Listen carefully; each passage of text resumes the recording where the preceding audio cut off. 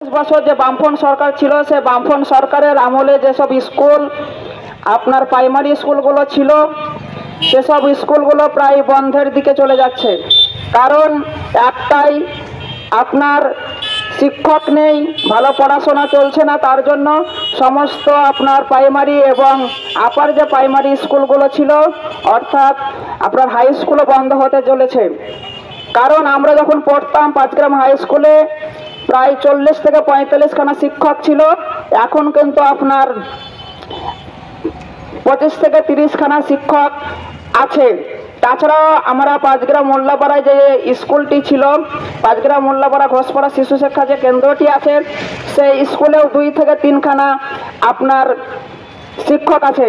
আপনার প্রত্যেক দিন ক্লাস হচ্ছে না, আপনার মিড ডে মিল এই খাওয়ানোর পরে পরে স্কুল বন্ধ হয়ে যাচ্ছে। তাই বামফ্রন্ট সরকার যখন পশ্চিম বাংলার মধ্যে ছিল, তখন আপনার কতগুলো প্রাইমারি, আপার প্রাইমারি এবং হাই স্কুল ছিল, কতগুলো নতুন নতুন স্কুল তৈরি করেছিল। আপনার তৃণমূল সরকার বলছে আমরা সমস্ত কাজ করে দিয়েছি, কিন্তু তৃণমূল সরকার থাকার সময় আপনার শিক্ষা ব্যবস্থার কোনো উন্নয়ন নাই। শিক্ষা ব্যবস্থা একদম নিচের দিকে তলানির মধ্যে যাচ্ছে।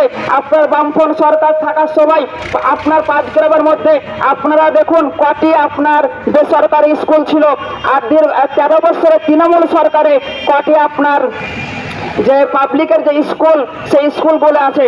অর্থাৎ আপনার সরকারি স্কুলে যেসব আপনার লেখাপড়া ছেলেমেয়েরা করতো, গরিব মানুষের ছেলেমেয়েরা লেখাপড়া করতো, কিন্তু আপনার শিক্ষক না থাকার কারণে আপনার কোনো স্কুলে ভালোভাবে লেখাপড়া হচ্ছে না। তার জন্য মানুষ আপনার যে প্রাইভেট যে স্কুলগুলো আছে, সেসব স্কুলে নিজের ছেলে মেয়েকে ভর্তি করাচ্ছে। একটাই কারণ হচ্ছে আপনার স্কুলে কোনো আপনার শিক্ষক নেই, ভালোভাবে পড়াশোনা হচ্ছে না। আপনার মিড ডে মিল করুক, সব কিছু করুক, ঠিক আছে, কিন্তু ভালোভাবে লেখাপড়া না করার জন্য আপনার সমস্ত আপনার যে গার্জেন মা বাবা আছে, তারা আপনার স্কুলে কোনো সরকারি স্কুলে কোনো ছেলে মেয়েকে ভর্তি করাচ্ছে না, আপনার বেসরকারি স্কুলে ভর্তি করাচ্ছে। একটাই নিন্দার বিষয় হচ্ছে এটাই, আপনার সরকারি স্কুল ছিল, কিন্তু এখন পাঁচগ্রামে দেখুন অলিতে গলিতে বেসরকারি স্কুল। কেন সরকারি স্কুলে পড়াশোনা হচ্ছে না? তার জন্যই আপনার বেসরকারি স্কুলগুলো তৈরি হচ্ছে। তাই আপনার পাঁচগ্রাম দক্ষিণ মোড়ের সমস্ত জনগণকে বলবো, আপনার 26 যে বিধানসভা আপনার ভোট আছে, এই তৃণমূল সরকারকে উৎখাত করতে হবে। আপনার উৎখাত যদি না করতে পারেন, পশ্চিম বাংলার কি আপনার সারা ভারতবর্ষে আপনার কোনো আপনার শিক্ষা ব্যবস্থা বলে কোনো শিক্ষা ব্যবস্থা থাকবে না। যেমন প্রাইমারি স্কুল উঠতে বসেছে, এক সময় দেখবেন হাই স্কুলগুলো উঠতে বসে থাকবে, সমস্ত হাই স্কুলগুলো বেসরকারিতে পরিণত হবে, বেসরকারি হাই স্কুল তৈরি হতে থাকবে। আর আপনার বামফ্রন্ট সরকার আপনার কি করেছে, আপনার যে জলট্যাঙ্কিগুলো, সেগুলো আপনার বামফ্রন্ট সরকারের আমলে আপনার Panchgram high school, Panchgram girls high school, আপনার যে আমাদের ঘোষপাড়ায় যে স্কুল আছে, শাহানাপাড়া স্কুল আছে, এক কথায় বলতে গেলে আশেপাশে যত সমস্ত স্কুলগুলো আপনার তৈরি হয়েছিল, সমস্ত স্কুলগুলোই আপনার বামফ্রন্টের আমলে। কোনো আপনার স্কুল, কোনো কলেজ নতুন ভাবে এই তৃণমূল সরকার করছে না।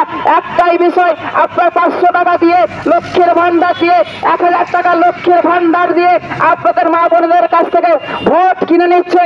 আপনার একজন আপনার মাস্টারকে, শিক্ষককে নিয়োগ করতে গেলে আপনার কমপক্ষে 25 থেকে 30 হাজার টাকা বেতন দিতে হবে।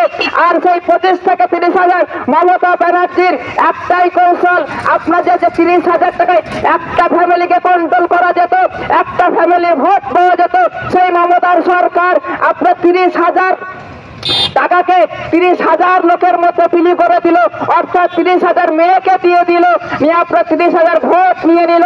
এরকম ভাবে মমতা সরকার আপনার পশ্চিম বাংলার মধ্যে রাজনীতি চালাচ্ছে।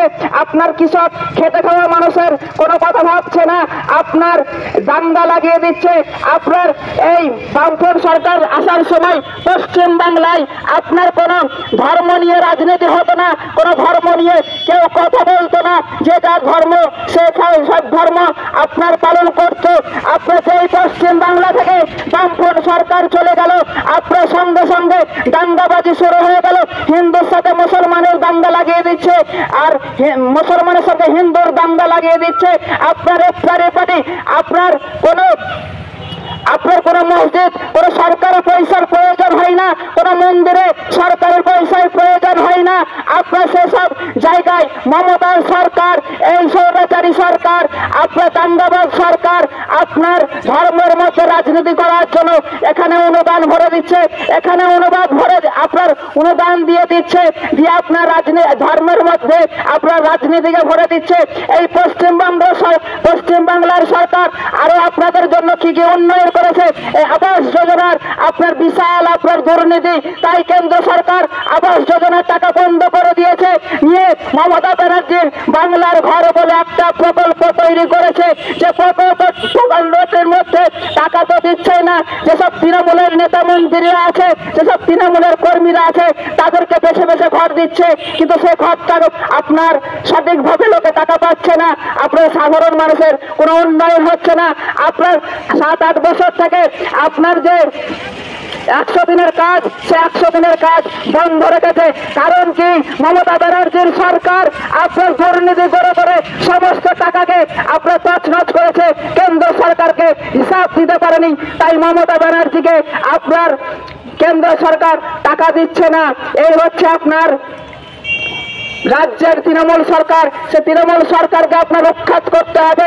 আপনার আরজিকর নিয়ে বিশাল বড় দুর্নীতি করেছে, সেলাইন নিয়ে আপনার বিশাল বড় দুর্নীতি করার পরে একজন মহিলা মারা গেছে, একজন হবু ডাক্তার আরজিকরে মারা গেল, কিন্তু মমতা ব্যানার্জি আপনার কোনো বিচার দিল না। আপনার সিবিআইয়ের কাছে দিল, তারপরেও কোনো বিচার সঠিকভাবে করতে পারলো না। মমতা ব্যানার্জি এত আপনার লোভী, এত আপনার ক্ষমতা লোভী আছে মুখ্যমন্ত্রী, যে আরজিকর ঘটনায় নিজের বিরুদ্ধে নিজেই আন্দোলনের মেছে। তাহলে আপনাদের চিন্তা করতে হবে এই মমতা ব্যানার্জি কত ক্ষমতালোভী না হলে নিজের বিরুদ্ধে নিজে কেউ আন্দোলন করতো না। এই দুটি কথা বলে বক্তব্য শেষ করলাম। ইনকিলাব জিন্দাবাদ, সিপিআইএম জিন্দাবাদ।